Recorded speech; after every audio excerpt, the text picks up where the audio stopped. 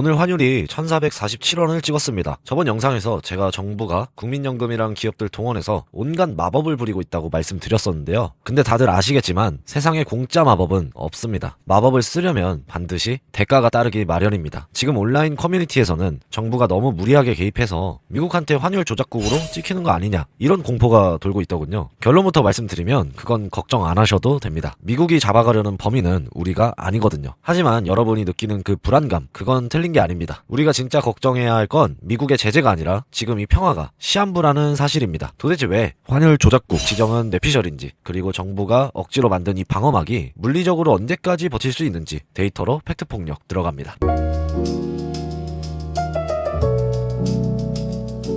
반갑습니다. 판을 읽는 남자 주식견입니다. 첫째, 미국은 방어하는 사람을 잡지 않습니다. 지금 대중의 공포는 간단합니다. 정부가 1480원 막으려고 달러를 너무 많이 팔았으니 미국이 너네 시장 조작하지 마 하고 화내지 않겠냐는 겁니다. 하지만 이건 미국의 제재 기준을 정반대로 알고 계신 겁니다. 미국 재무부가 제재하는 핵심 요건은 달러 순매수입니다. 즉 자기네 수출 잘 되게 하려고 일부러 달러를 사들여서 돈 가치를 똥값으로 만드는 행위만 잡겠다는 겁니다. 그런데 지금 한국 정부는 뭐라고 있죠? 환율이 폭등하니까 금고에 있는 달러를 내다 팔아서 원화 가치를 방어하고 있습니다. 미국 입장에서 보면 한국 물건 가격이 비싸지는 거니까 인플레 잡히고 오히려 이득인 상황입니다. 실제로 미국 재무부 보고서를 봐도 한국은 개입 방향이 매도라서 조작국 요건에 해당하지 않습니다. 그러니까 조작국 지적 걱정은 번지수가 틀린 겁니다. 둘째, 그럼 이 평화는 어떻게 만들어졌냐? 1480원까지 갔던 환율이 1447원으로 내려온 건 경제가 튼튼해서가 아닙니다. 정부가 아주 정교한 두 가지 레버를 당겼기 때문입니다. 하나는 국민연금 수합입니다. 정부가 국민연금한테 시장 가서 달러 사지 말고 내 돈 빌렸어 하고 650억 달러 마이너스 통장을 뚫어준 겁니다. 시장의 달러 매수 수요를 강제로 삭제시킨 거죠. 또 하나는 기업 리페이트레이션입니다. 내년부터 해외 자회사 배당금을 들여오면 세금을 100% 깎아주겠다고 했는데 이건 사실상 대기업들한테 해외에 달러 쟁여두지 말고 빨리 국내로 가져와라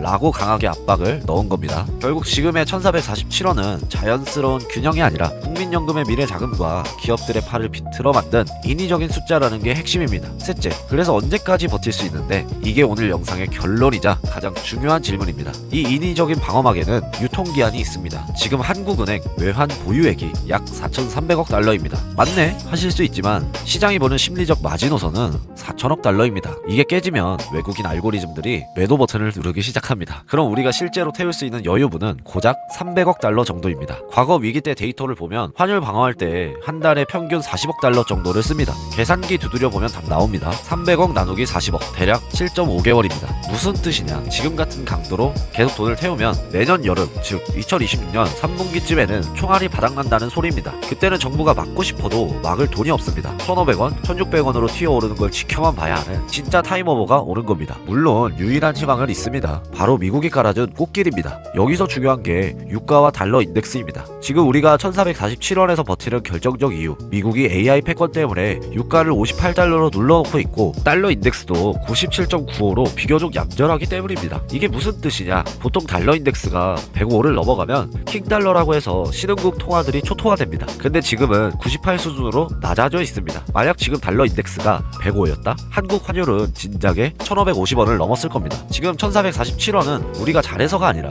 전 세계적인 약달러 흐름과 한국의 초약세 원화가 서로 줄다리기를 하면서 만들어진 운 좋은 균형일 뿐입니다. 그래서 결론입니다. 지금 환율 조작국 걱정할 때가 아닙니다. 우리는 지금 7개월짜리 시한부 평화 속에 살고 있는 겁니다. 이제부터 여러분이 감시해야 할 건 단순히 환율 차트가 아닙니다. 이 세 가지 지표가 우리 생명줄입니다. 첫째, 외환 보유액 4천억 달러가 깨지는지. 둘째, WTI 유가가 68달러를 뚫고 올라가는지. 셋째, 달러 인덱스가 102.5를 넘어가는지. 만약 유가가 튀고 달러 인덱스까지 103을 넘는다? 그건 퍼펙트 스톰입니다. 우리의 유일한 방패와 날씨운이 동시에 사라진다는 뜻입니다. 그때가 되면 1447원은 다시는 못 볼 바닥 가격이 될 겁니다. 지금 당장은 1447원이라는 숫자가 편안해 보이겠지만 그 밑에는 외환 보유액이라는 모래시계가 계속 떨어지고 있다는 걸 잊으시면 안 됩니다. 그래서 7개월 뒤 진짜 파도가 덮치기 전에 우리는 어디로 도망가야 하느냐? 정답은 이미 나와 있습니다. 원화가 쓰레기가 될 때 가치가 오르는 것들, 달러, 비트코인, 금, 비테크, 그리고 빅테크가 같이 가는